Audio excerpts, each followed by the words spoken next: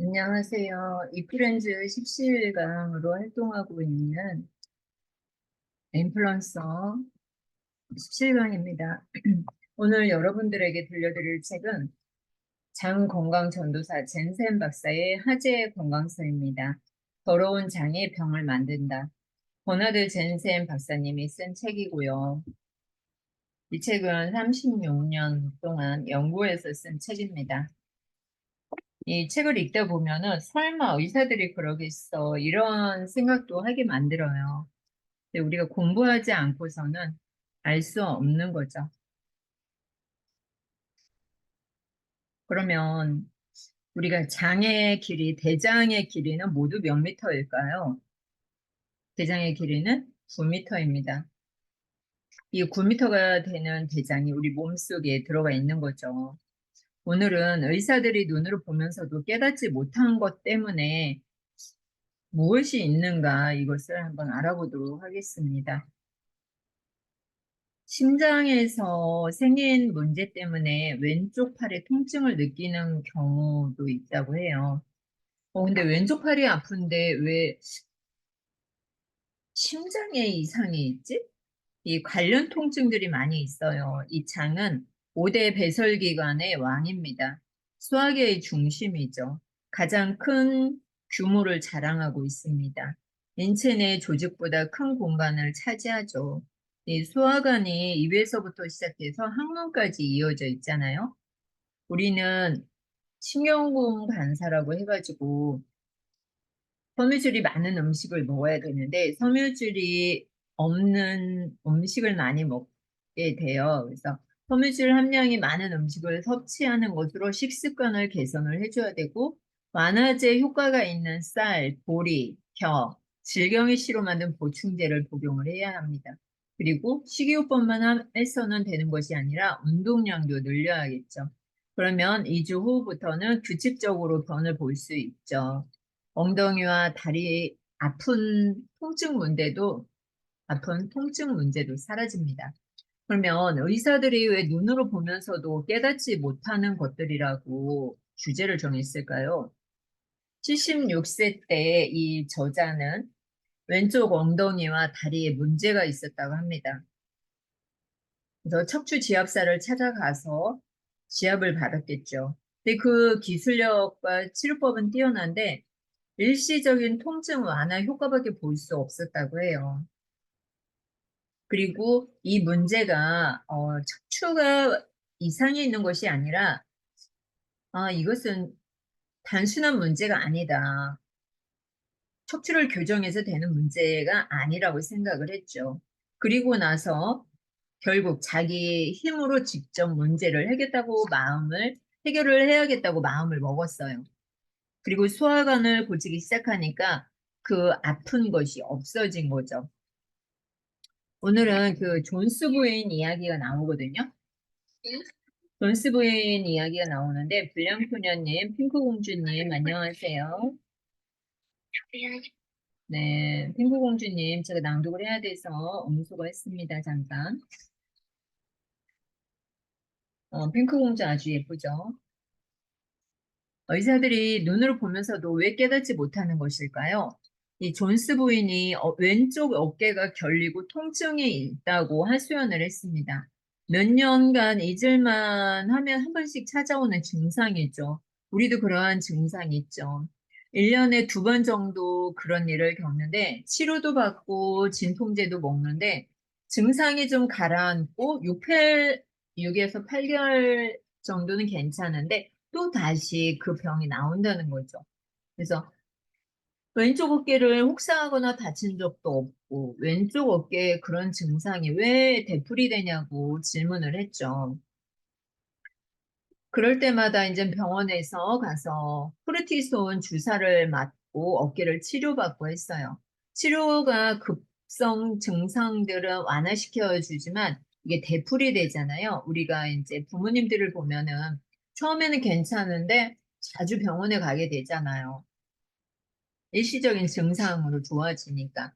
정밀 검사를 해보면 특정한 어깨의 움직임에 심한 근육 통증에 나타났다고 해요. 내 팔과 어깨의 정상적인 움직임에서는 통증이 없죠. 줄어들었죠. 문제가 있는 왼쪽 팔을 머리 위로 들러 올리지 못했어요. 조금만 움직여도 통증이 왔으니까요. 이 얼핏 보면은 점액낭염이나 건염으로 진단하기 좋은 거죠. 그리고 또 오십견이나 건초염으로 진단할 수도 있고요. 급성 근염으로 볼 수도 있겠죠. 급성 통증. 어깨 부위에 염증이 생겨 발생하는 질환으로 통증을 수반하기도 하죠. 그런데 이 근본 원인은 무엇이냐면 장과 관련이 있다는 거죠. 존스 부인이 증상을 위해서 질환들로 진단한 것은 의사들이 너무 자주 범하는 실수입니다. 환자들은 대개 어떤 증상이 되풀이해서 나타난다고 하소연을 해요. 아무리 생각해도 그런 문제가 생기는 이유를 알 수 없기 때문이죠. 왜냐하면 그 증상이 어떤 부위를 다쳤거나 혹사한 적이 없기 때문이에요. 여기서 박사님은 이야기를 해요. 장을 보라. 의학의 아버지로 불리는 히포크라테스도 신경공 반사에 대해 알고 있습니다. 의사들에게 환자들이 어디가 안 좋다고 하소연할 때 척추뿐만 아니라 우리가 이제 장을 봐야 한다고 해요. 아, 내가 여기 척추가 아파, 다리가 아파, 관절염이 있어, 뭐 어디가 아파. 그러면은 그 아픈 부분을 원인을 보면은 그 원인이 무엇이냐면 장 때문이래요. 우리가 피로는 간 때문이야, 간 때문이야 그러는데 우리 몸이 아픈 것은 결국은 무엇이냐면 장과 연관이 있는 거예요. 이 존스 부인은 결국 식이요법으로 치료를 받았다고 합니다. 그리고 또 한 명의 사례를 보니까 한 남자아이가 왼쪽 다리에 문제가 있어서 찾아왔어요. 그 아이는 3년간 마사지 외에 기계적인 치료와 화학적인 치료까지 받아오고 있었죠. 바륨 엑스레이 검사를 해보았습니다. 그런데 소화관 엑스레이를 찍지 않았어요. S상 결장에 암이 있는 것으로 밝혀졌고 몇 달 후 세상을 떠났습니다. 이 아이의 다리 문제는 무엇이냐면요. 우리 몸에 S상 결장이라는 것이 있는데 여기에 종양이 있었기 때문에 이 아이가 다리에 문제가 있었던 거예요. 엉뚱하게 다리 치료만 받은 거죠. 그러니까 지금까지 제가 이 건강 공부를 하기 전까지는 무릎이 아파 그러면 정형외과 가서 물리치료를 받았고 배가 아파 하면 뭐 소화제를 먹고 어깨가 아파 그러면은 가서 또 물리치료 받고 이랬는데 이 모든 것들이 장과 연관이 되어져 있다는 거죠. 이 존슨 박사님은 젠센 박사님은 환자 수천 명을 치료하면서 문제의 원인을 장에서 찾으려 했고 그 결과 장에 문제가 있다는 것을 알아냈어요. 독일에서는요, 마르틴 박사의 세포치료법 전문 요양소에서 세포조직 세척리를 한 적이 있는데 그때 미국에서 가장 인기 있는 강연자 중 한 사람이었던 벤저민 게일로도 하우저의 장을 찍은 엑스레이 사진을 볼 수 있었는데 하행 결장 아래 중간쯤에 개실들이 있었다고 합니다. 상행에 있으면 상행 결장, 하행에 있으면 하행 결장이라고 하죠. 근데 기관지나 폐에 문제가 있죠. 유럽에 있는 의사들이 하우저에게 장 문제와 관련해 상담해 보라는 조언을 합니다. 신경공 반사 때문에 기관지나 폐에 문제가 있는데, 아니, 생각을 해보세요. 기관지나 폐에 문제가 있는데, 왜 유럽에 있는 의사들은 장의 문제와 관련이 있으니까 하우저에게 이러한 조언을 해줬죠. 90회 생일날 자축하기 위해서 미국에 돌아갔고, 폐렴에 걸려서 세상을 떠났어요. 그가 만일 신경공 반사 현상 때문에 장 문제가 기관지 문제로 발전했다는 것을 알았더라면 장 문제를 해결하기 위한 조치를 취했을 것이고 그랬더라면 아마 몇 년은 더 살 수 있었을 것이다. 이렇게 이야기를 합니다. 그렇다면 우리가 폐렴이 오는 원인도 나이 들면은 폐렴이 거의 다 오잖아요. 그리고 아파서 누워 있으면 폐렴이 많이 오는데 그 원인이 무엇이냐면 장 건강과 관련이 있는 거죠. 장에 어떠한 문제가 있기 때문에 폐렴이 오는 거고, 그리고 위가 아픈 것도, 무릎이 아픈 것도, 어깨가 아픈 것도 장과 관련이 있기 때문에 아픈 거죠. 이 만성적인 사경, 목이 비뚤어지는 병,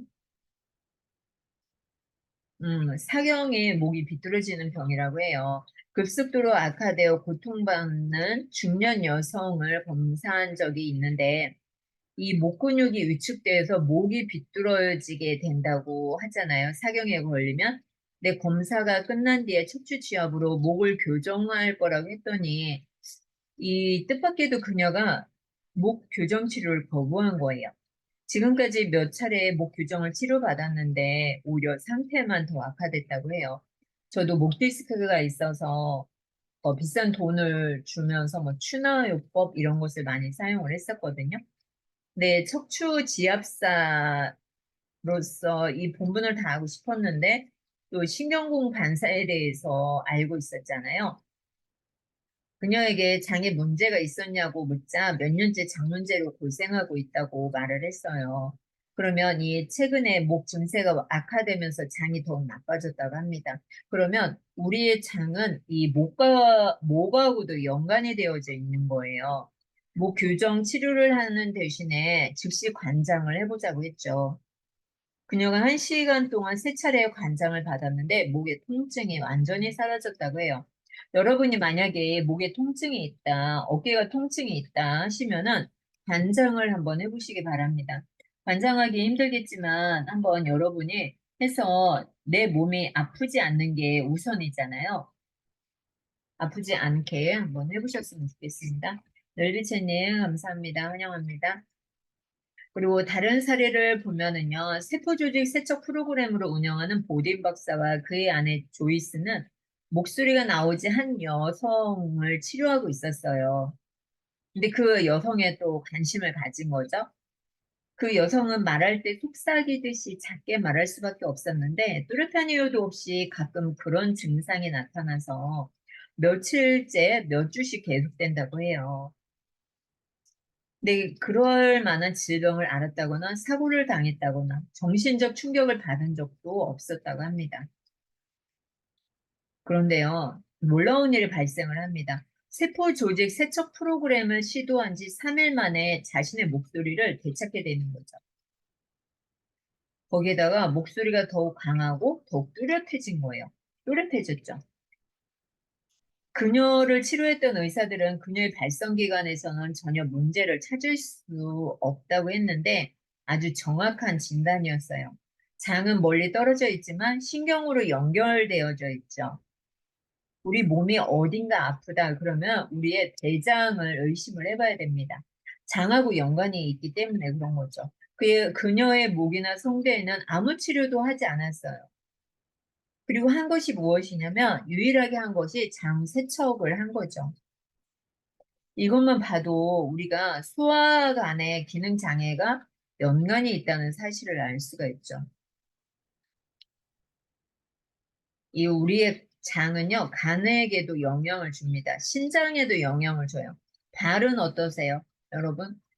여러분도 발 때문에 고생 많이 하죠. 설마 장과 관련이 있으리라고는 상상조차 하지 않죠. 저도 이 더러운 장이 병을 만든다. 이 책을 보기 전에는 설마 이게 무슨 말도 안 되는 소리야 생각을 했거든요. 근데 이 책을 읽다 보니까 어머나 사례들을 실어놓은 거예요. 그러다 보니까 어머 이런 이유가 있나? 어머 이해가 정말 할 수 없는 일이 벌어지고 있는 거죠. 장애는 신경이 적어서 통증을 못 느껴요. 대부분의 사람들의 의사를 찾는 이유 중 하나는 통증이잖아요. 우리가 어디가 아프다, 이 통증 때문에, 통증 때문에 느끼는데, 이 통증을 장에서는 느끼지 못하는 거죠. 뇌에서 통증이라고 해석하려면 신경이 뇌에 전달이 돼야 하는 거죠. 이 수많은 신경이 어떻게 또 이 뇌까지 가겠습니까? 이 뇌 자체에는요, 통증 감지 기능이 없어요. 특정 신경 자극을 통증으로 해석하는 기관인 뇌가 자체의 통증을 감지할 수 있다, 감지할 능력이 없다는 거죠. 여러분도 어디가 아프다 싶으면은 한번 장 세척을 해보시기 바랍니다. 이거 꼭 기억해 주세요.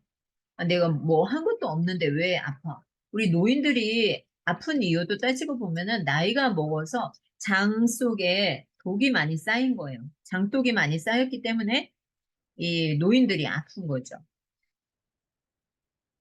외과 의사가 장 수술을 할 때 마취하는 것은 통증에 민감한 복부 근육들을 절개하기 위해서죠. 일단 환자의 배를 절개하고 복강 안으로 들어가면 외과 의사는 대장이든 소장이든 마음대로 다룰 수 있거든요. 왜 오랜 기간 장에 문제가 있어도 별다른 통증을 느끼지 않는지 그 이유를 알 수 있겠죠. 출혈이 있을 정도로 장에 심각한 문제가 있어도 그 부위에 통증이나 거북함을 느끼지 않는 경우는 흔합니다. 만일 장에 어떤 부위에 통증을 느꼈잖아요. 그러면 아주 심각한 상황이 되는 거죠. 그럴 때는 즉시 해결해야 합니다. 장은 조금 미련하다고 말을 할 수가 있겠죠. 그걸 느끼질 못하잖아요. 이 여러분에게 소화불량이나 만성적인 변비, 위염 또는 궤양 같은 단순한 증상이 반복적으로 나타나는 것은 무엇이냐면 장에 문제가 있다는 거예요. 내가 똥 잘 싸는데 장에 무슨 문제가 있어요. 하시는 분이 있는데 그거하고는 상관이 없어요. 우리가 말랐어도 이게 장 세척을 해보면 똥이 엄청 나온다고 해요. 막 18kg 이상 나오시는 분도 있다고 합니다. 그렇기 때문에 내가 소화불량이다, 만성적인 변비가 있다, 위염이 있다, 궤양 증상이 있다. 그러면은 약물 치료에만 의존하려 하지 마세요. 그리고 막 약국에 가서 소화제 먹고 막 이러시는데 그러지 말고 장 세척을 한번 해보시기 바랍니다. 약들 처방전 없이 살 수 있는 약들이 약국에도 많이 팔고 있죠. 가장 많이 팔리는 약이 완화제와 진통제일 거죠. 영화배우 존 웨인 아시죠? 그게 죽음에 이르게 된 과정을 알고 계신가요? 영화배우 존 웨인이 죽었는데요. 이 연예인들처럼 바쁜 삶을 사는 사람들은 외식을 하고 바삐 움직여야 하기 때문에 식사를 할 시간이 없어요. 저도 코로나가 오고 나서 이러한 시간을 많이 보냈거든요. 직장 가야지, 또 저녁에 강의도 해야지, 새벽에도 강의해야지 하다 보니까 밥 먹을 시간이 없어서 굶고 제때 먹지를 못했는데 여유가 없었으니까요. 차분히 앉아서 밥을 먹어야 해요. 그런 환경을 만들어주지 못했죠. 그럴 때마다 막 위가 조이고 막 숨통이 조였어요. 사실 무슨 떼돈을 번다고. 내가 무슨 자선 사업도 아닌데 재능 기부를 한다고 그랬거든요. 근데 이 존 웨인이 평소의 식습관을 생각해 보셔야 해요. 이 존 웨인은 평소 식습관이 처음에 폐암 수술을 받았어요. 두 번째는 위암 수술을 받았죠. 그리고 세 번째이자 마지막으로 받은 수술이 대장암 수술이에요. 만약에 이 영화배우 존 웨인이 폐암 수술, 위암 수술을 받기 전에 이 대장을 좀 검사를 했고 대장을 세척했다면 아마 이렇게 일찍 죽지는 않았겠죠. 암이 발견되기 전에 그의 장 건강이 어땠을지 의문스럽다고 박사는 이야기를 합니다. 이 또 다른 유명 연예인 코미디언 잭 베니 아시나요, 혹시? 이분도 암으로 세상을 떠나기 한 불과 2개월 전에 완벽한 검사라는 것을 했어요. 네, 소아가 대장에 대한 발효 엑스레이 검사나 다른 검사를 받았는지는 모르겠다고 합니다. 네, 암 중에서 가장 흔하게 생긴 것이 S상 결장이에요. 상행결장 아래 부위에 생기는 암이죠. 근데 이 잭 베니가 이 그 부위에 대해서도 장의 그 부위에 대해서도 S상 결장이나 상행결장 여기도 검사를 받았더라면 안타까운 죽음을 맞이하지는 않았겠죠. 장에 대해서 더 많은 관심을 갖다 보면은요, 건강에 치명적이 될 수도 있는 여러 가지 패턴을 깰 수 있는 방법도 알게 됩니다. 음악 듣고 오도록 하겠습니다. 네, 감사합니다. 오늘도 함께 해주셔서 감사하고요. 덕분에 미덕을 완수했습니다. 지금은 이제 문명사에서 저질러지는 영양과 관련된 6가지 죄에 대해서 이야기를 해드릴 거예요. 와우. 늘비채님 1000포인트. 감사합니다. 아니, 포인트 쏘는 게 있군요. 저 없어진 줄 알았는데. 네, 감사합니다. 이어서 한번 가보도록 하겠습니다. 문명사회에서 저질러지는 영양과 관련된 6가지 죄. 6가지 죄라고 하니까 괜히 막 죄인이 된 느낌입니다. 이 어머니는 인생에서 건강이 전부는 아니지만 건강을 잃고 나면 그 나머지는 아무것도 아니다라는 말을 자주 했다고 해요.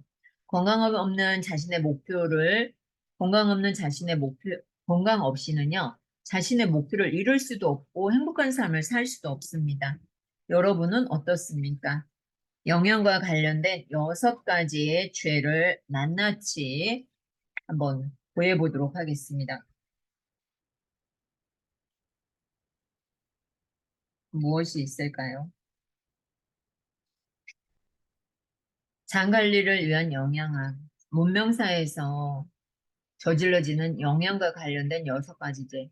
무슨 큰 죄인처럼 이렇게 말씀하시는데요. 그 6가지 죄는 대부분의 사람들이 상상하는 것 이상으로 건강을 해치는 중요한 원인들이 됩니다.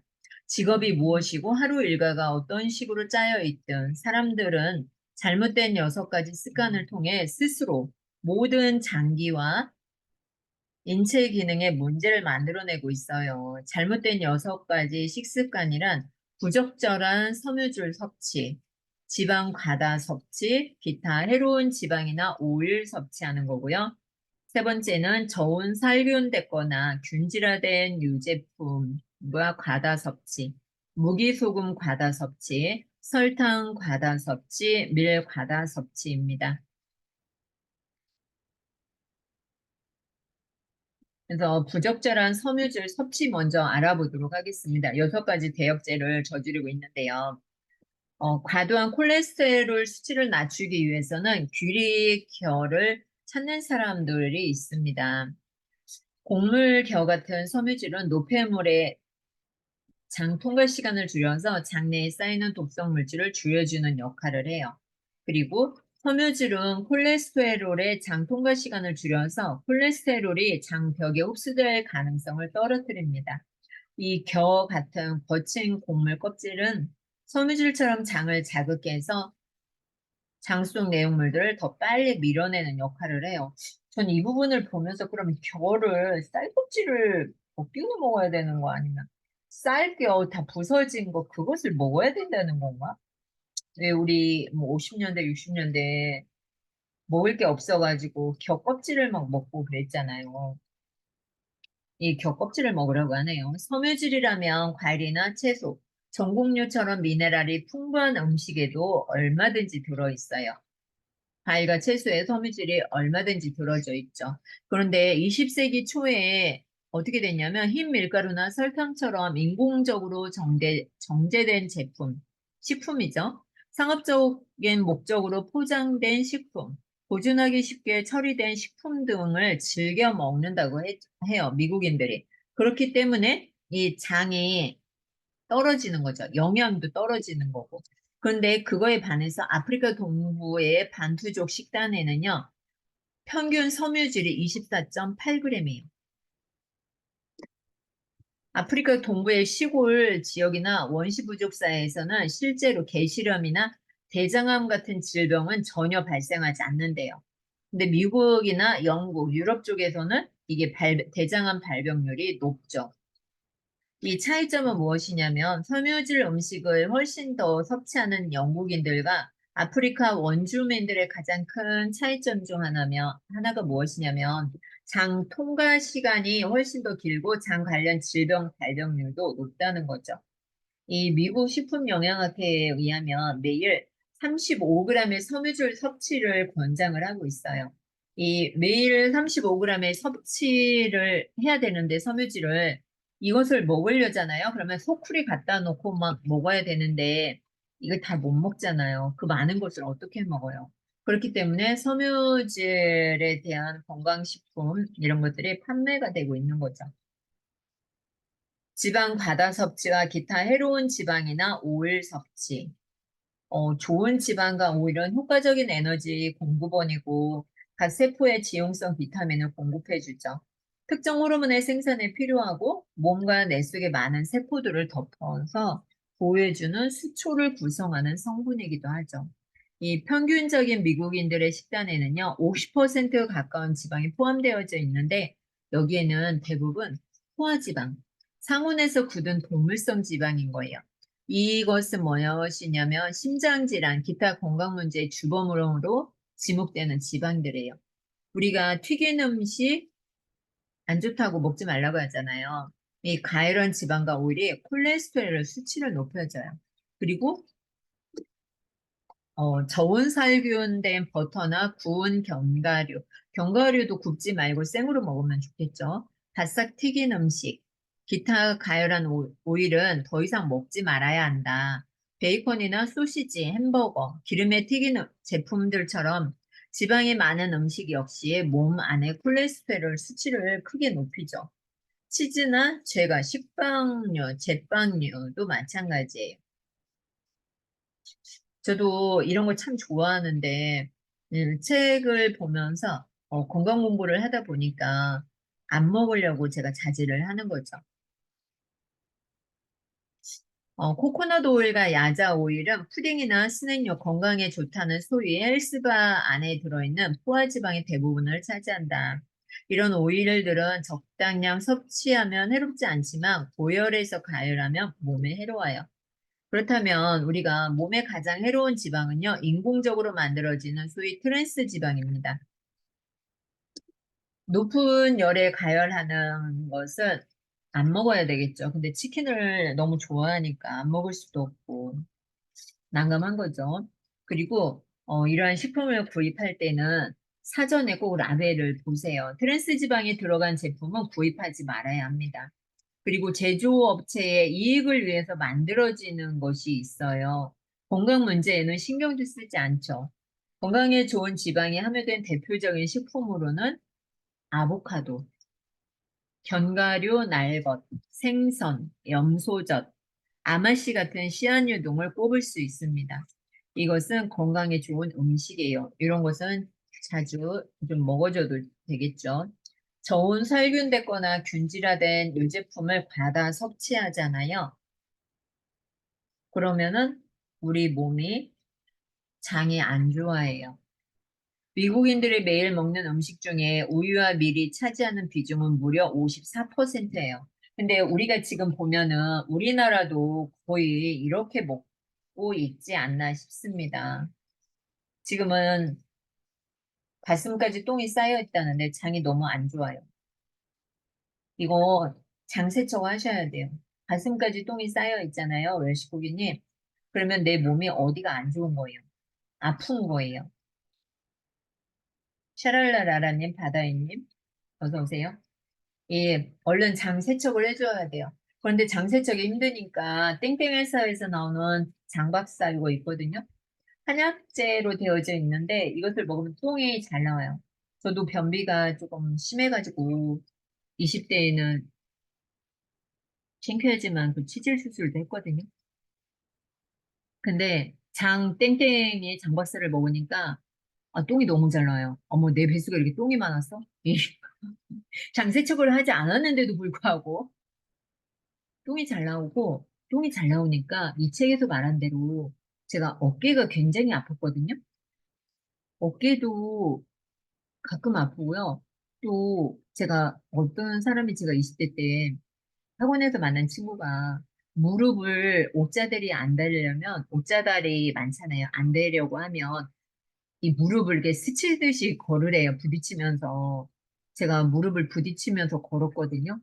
그랬더니 이 무릎이 아파가지고 병원에 갔더니 어머 신기하네. 어떻게 이게 무릎이 관절염이 왔지? 이러는 거예요. 안쪽 무릎이 바깥은 괜찮은데 그래서 그 당시에 의사 앞에서는 생각을 못 했는데 나중에 왜 아픈가 이게 관절염이 왜 왔나 생각을 해봤어요. 그랬더니 제가 무릎을 걸을 때마다 그 친구 말을 듣고 옷자달이 안 되려고 스치면서 다닌 거예요.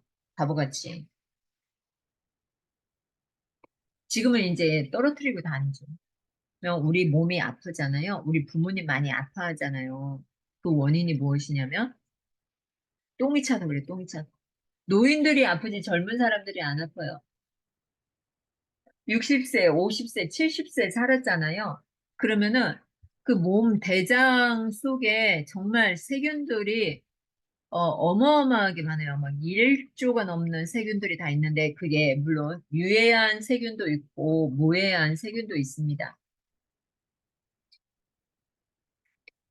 그 세균들 때문에 아픈 거죠. 엄마 아빠가 많이 아프다면 장 검사를 해보는 것도 좋습니다. 저온 살균됐거나 균질화된 유제품을 과다 섭취하죠. 이 낙농업계에서는요, 늘 저온 살균된 우유와 균질화 처리된 우유가 좋은 제품이고 아이들에게 좋은 제품이라고 광고를 합니다. 유제품에 대해서 좋다고 막 광고를 해대죠. 그런데 이것들이 무엇이냐면 우리의 몸을 망치고 있는 거죠. 우유와 밀은 장염을 유발하는 대표적인 식품이에요. 여러분의 몸 상태를 보세요. 우유와 밀을 많이 섭취한다. 이게 대표적인 식품이에요. 알레르기를 일으키고 면역체계 반응을 흔들죠. 균형 잡힌 식사를 하려면 아스파라거스, 사탕무, 순무, 당근, 각종 과일, 베리류, 견과류 이런 것들을 드셔야 돼요.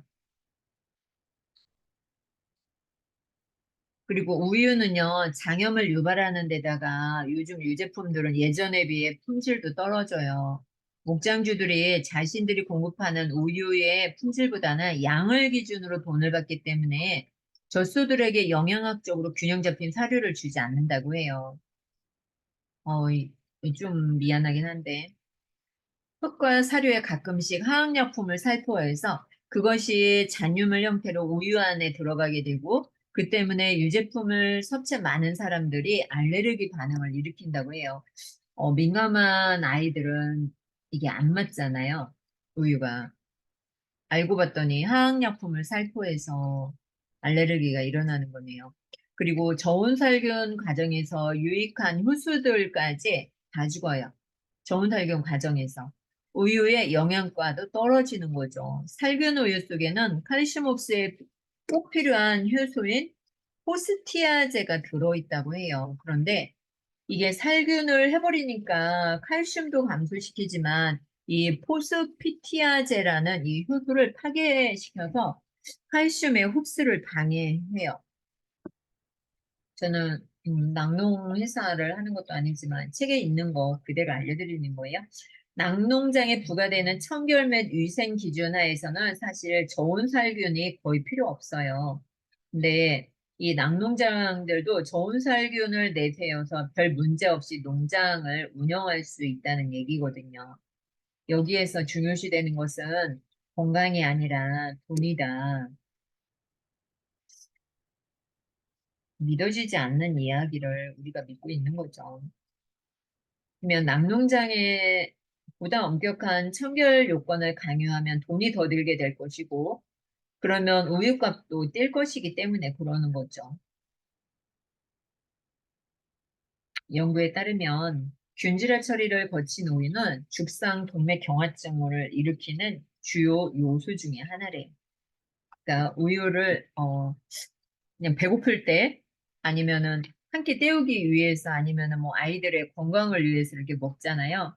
근데 이 균질화 처리를 거친 우유에는 잔틴 산화효소가 분해되지 않은 채 혈액 속으로 들어가서 동맥벽과 심장 근육에 손상을 입힌다고 합니다. 이 세포 조직 손상에 대한 반응으로 되게 동맥벽에 상처 조직과 석회화된 플라크가 생겨나는 거예요. 그러면서 동맥이 콜레스테롤과 지방이 쌓이면서 동맥이 좁아지고 혈액순환이 원활하게 이루어지지 않는 거죠. 살균 처리하지 않은 생우유와 저온 살균한 우유의 차이를 밝혀낸 가장 유명한 실험은 아마 프랜시스 포텐거 2세의 실험이라고 합니다. 고양이들에게는 살균 처리하지 않은 생우유와 생고기만 먹였어요. 살균 처리하지 않은 생우유와 생고기만을 먹였고, 다른 그룹의 고양이들에게는 저온 살균된 우유와 익힌 고기만을 먹였어요. 그랬더니 저온 살균된 우유와 익힌 고기만 먹인 고양이들은 불임이 됐대요. 여러분, 저온 살균 처리한 우유와 익힌 고기를 먹는 것도 불임의 원인이 된다는 거죠.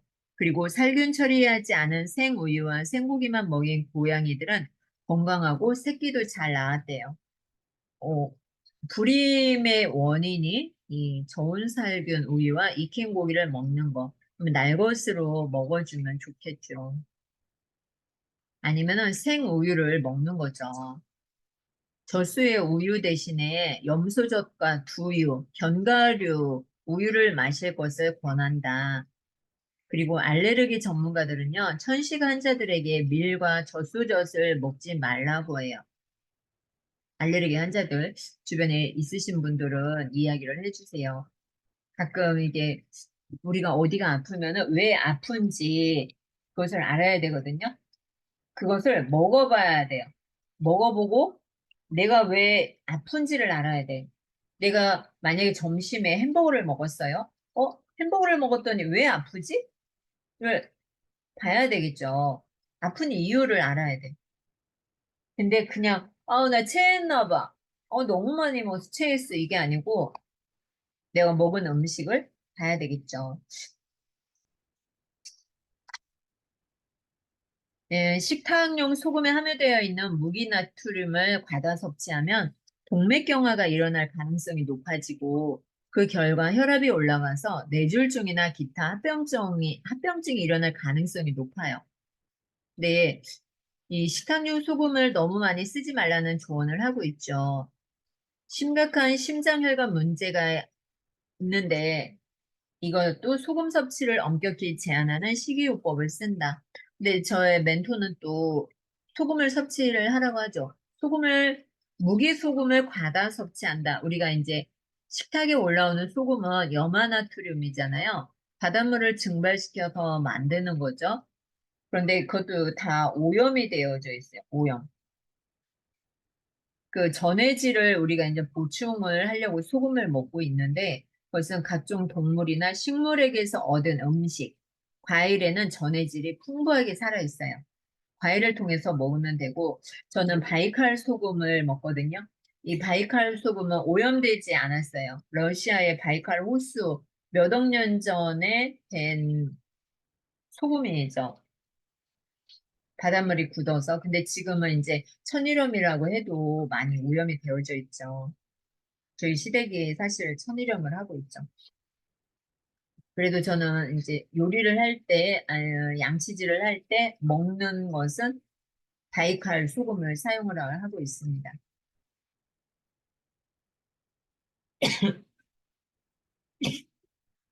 음악 듣고 올게요.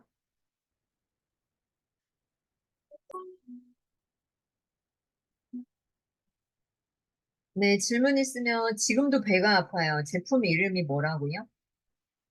제가 대장 내시경 말고 장세척만 할 수 있나요? 어, 제가 전화번호 하나 남겨드릴게요. 저한테 문자 한번 남겨주세요.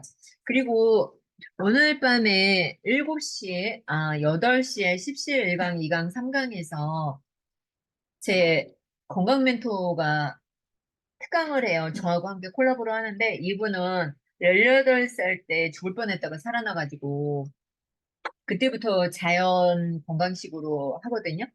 한 26년, 뭐 27년 이렇게 됐어요. 저도 이분이 따라서 이제 건강 독서 모임을 하고 있는 거고, 어디 아프다 그러면은 이분하고 이제 상담을 하죠. 크레센도님, 뽀미님, 뽀미부캐님, 감사해요. 부캐까지 오셔가지고 껑충껑충 저도 떼야겠네요. 좋으니까. 감사합니다.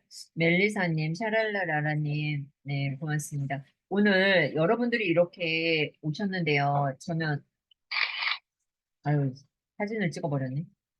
네. 아, 어차피 사진 찍어야 하는 거죠. 네. 어차피 사진을 찍어야 하는 거죠.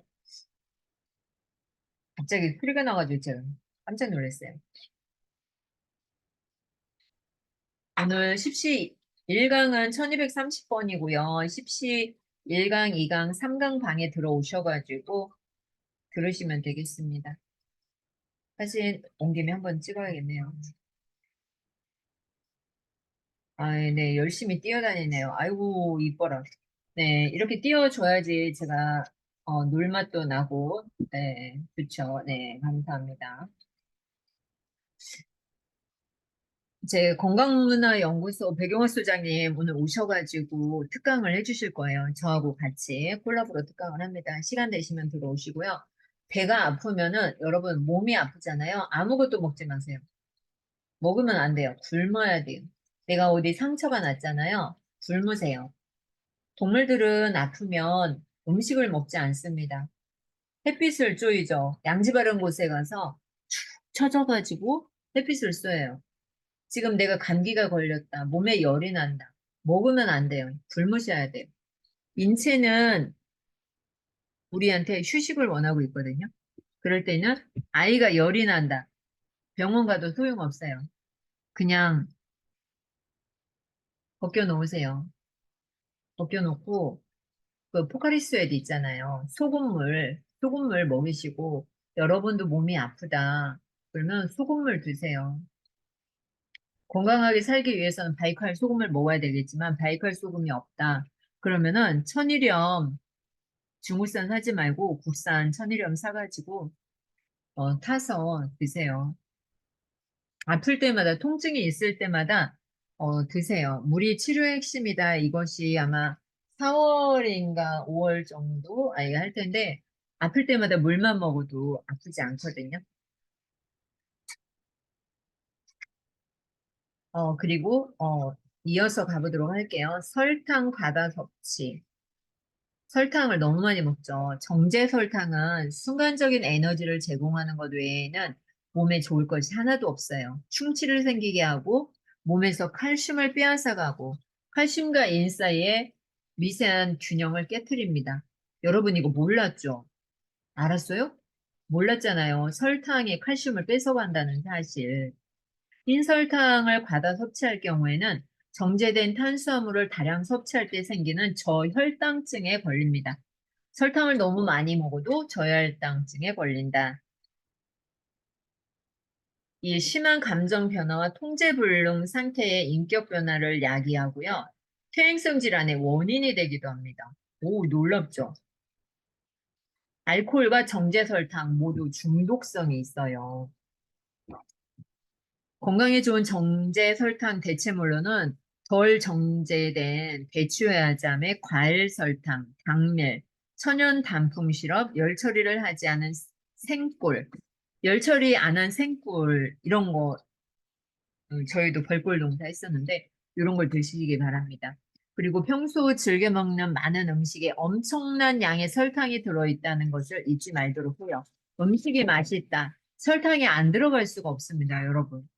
설탕이 들어가기 때문에 음식이 맛있는 거예요. 그죠? 그래서, 와, 이 집 정말 맛있다. 안타깝게도 설탕을 퍼부었구나. 이렇게 생각하시면 돼요. 그리고 밀을 과다 섭취하는 거죠. 빵이나 와플, 파이, 페이스트리, 이거 너무 잘 챙겨 먹죠. 여러분, 이렇게 챙겨 먹지 마세요. 여러분이 당해요. 근데 줌이 원래 40분 무료인데 제가 결제 안 했는데 55분인째 기록을 하고 있네요. 웬일이지?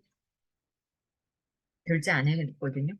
미국인들, 네, 안녕하세요. 미국인들이 매일 섭취하는 음식이 29%가 밀이에요. 근데 이것 때문에 우리 밀에는 글루텐 성분이 있잖아요. 이것이 우리 몸속에 들어가서요. 사람의 몸속의 장에서도 똑같이 끈끈하게 달라붙어 있어요. 이것을 무엇이라고 하냐면 셀리악병이라고 합니다. 그러면 만성 소화장애의 주요 증상이 뭐냐면 설사, 영양실조, 장출혈, 저칼슘 혈증이 옵니다. 여러분, 밀을 너무 집착하지 마세요. 글루텐이 포함되어 있지 않으면서 영양가가 높은 쌀이나 호밀, 옥수수, 옥수수 등을 드세요. 빵이나 시리얼 또는 기타 제품 형태로 사 먹을 수도 있겠죠. 정제된 곡물로 만든 거. 그래서 잘못 먹으면 여러분들의 질병을 키워줄 수가 있어요. 오히려. 그래서 여러분들이 건강하게 살으려면 어떻게 해야 돼요? 밀을 안 먹어야 돼, 밀을.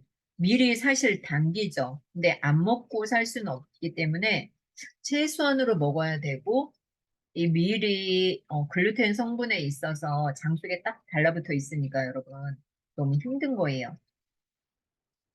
내가 왜 아픈지 잘 보셨으면 좋겠고요. 제가 음식과 관련된 9가지 법칙이 있는데 여기까지 할까요? 제목만 한번 읽어드리도록 할게요. 음식과 관련된 9가지 법칙. 지금 펄쩍펄쩍 뛰어다니는데 누군지는 모르겠지만 저도 저런 거 좋아하거든요. 음, 네, 안녕하세요. 누구신가요? 네, 설탕이 독이에요. 그리고 변비 때문에 어깨도 아팠나 봐요. 우리 웰시 고객님 똥 못 싸고 있죠? 보고 싶거든요. 좀 해주세요. 뭐라고요? 휘슬강님, 네, 안녕하세요. 안녕하세요. 휘슬강이에요. 네, 네, 안녕하세요. 여기 잠깐만요. 마이크를 이거 좀 편안하게 해주세요. 큐티님이 하시는 거예요? 도시인님이 하는 거예요? 예! 어, 마이크를 다 제거해주세요. 아, 마스크만. 이거 다 제거했어요. 가끔 가다, 네네. 가끔 가다 어린아이들이 들어와가지고, 그죠? 시끄럽게 하죠. 제가 오늘 여기까지 낭독을 하고, 네, 질문이 있으면 질문을 받도록 할게요. 그 전에 한 가지 더 알려주고 싶은 게 있는데, 음식과 관련된 9가지 법칙이 있어요. 9가지 법칙이란 자연적이고 순수하고 온전한 식품의 법칙, 비율의 법칙, 산과 알칼리 균형 법칙, 다양성의 법칙, 익히지 않은 날음식의 법칙, 자연 치유의 법칙, 절제의 법칙, 조핍의 법칙, 음식 조합의 법칙이 있습니다. 오늘 저녁 8시에 10시 1강, 2강, 3강에서 카톡에 들어오셔가지고 강의 들으세요. 제 건강 멘토 오셔가지고 또 강의 해주시니까 여러분들이 궁금한 거 물어보시면 돼요. 그리고 여러분들이 변비가 있잖아요. 휘슬강님 질문인데요. 네, 왜 우리가 이렇게 배탈 났을 때는 할 때 매실청을 다른 그냥 정수된 물과 희석해서 마시면 조금 가라앉을 때 있잖아요. 네네, 그것도 어떻게 보면 설탕을 네, 1대1로 해가지고 매실을 담궜잖아요. 네. 그런데, 그러면은 그 배합은 나쁘진 않은데 설탕이 너무 많이 이렇게 들어갔기 때문에 조절해서 마시면은 나쁘진 않은 건지 아니면 그래도 또 해가 되는지, 매실. 이거 진짜 물어봐야겠네요. 제 건강 멘토한테. 지금까지 하면서 누가 질문한 적이 없거든요. 매실이 좋다, 나쁘다. 어, 이게 되게 수수께끼 같아가지고 네네, 설탕이 안 좋다고 하는데 네네, 매실을 담궈서 이렇게 마시면 또 그것도 어쩌면 민간요법으로서 좋다는 얘기를 하니까 되게 네네, 좀 아이러니하기도 하고 네. 그러니까 이게 어떤 게 정답인지도 모르겠고요. 그러네요. 설탕을 많이 먹으면 안 되는데 우리가 또 정제된 설탕을 많이 사용하잖아요. 네. 네. 여기 10시 2강에 그냥 들어오시면, 코드 번호 없으니까 그냥 들어오시면 되거든요. 8시에, 이분이 이제 한 26년 연구를 했기 때문에 궁금한 거 오셔서 여러분들이 다 물어보시면 돼요. 저도 한번 이 매실 한번 물어보도록 할게요. 감사합니다. 네, 고맙습니다. 미아 메라케님, 큐티님, 메타베카님, 크레센도님, 뽀미님, 뽀미부케님, 멜리사님, 샤랄라 라라님, 바다이님, 유니크한 월시고기님, 샤랄라 세리님, 연정쌤님, 늘비체님, 노팅일님, 해피님. 오늘은 방구석 젤리비님이 안 오셔가지고 저 혼자 낭독했네요. 마론키아님, 스윗드림님, 사랑느낌님, 대만에서 온 앨리스님, 십시일강.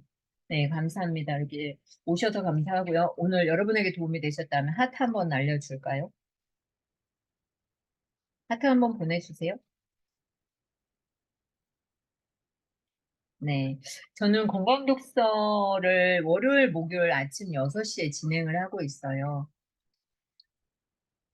그런데 신기하다. 이거 줌이 끊겨야 되는데 40분 무료라서 왜 안 끊기죠? 결제 안 했는데. 신기하네.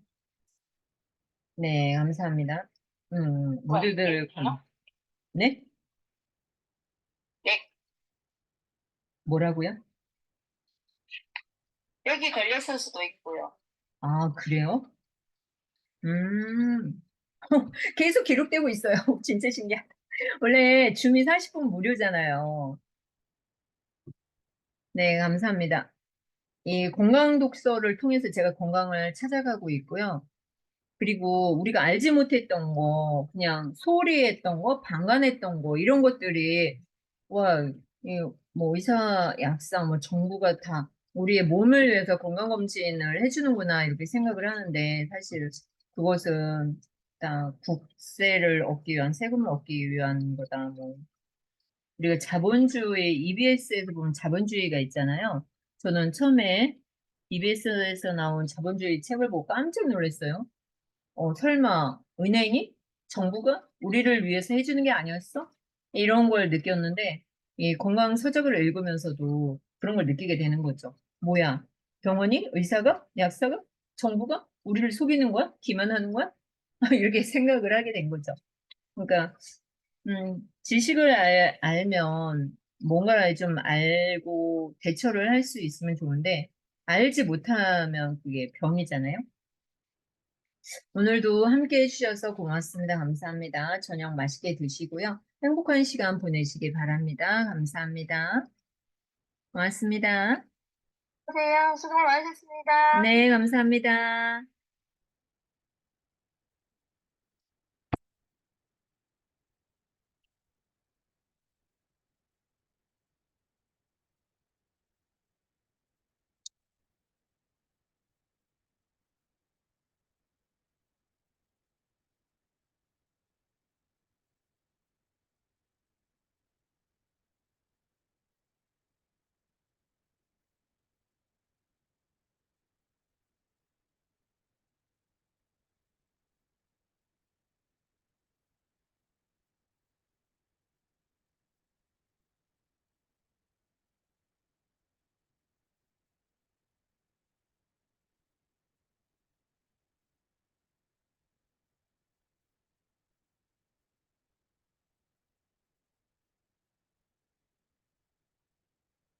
미더에 참여해 주셔서 감사합니다. 고맙습니다.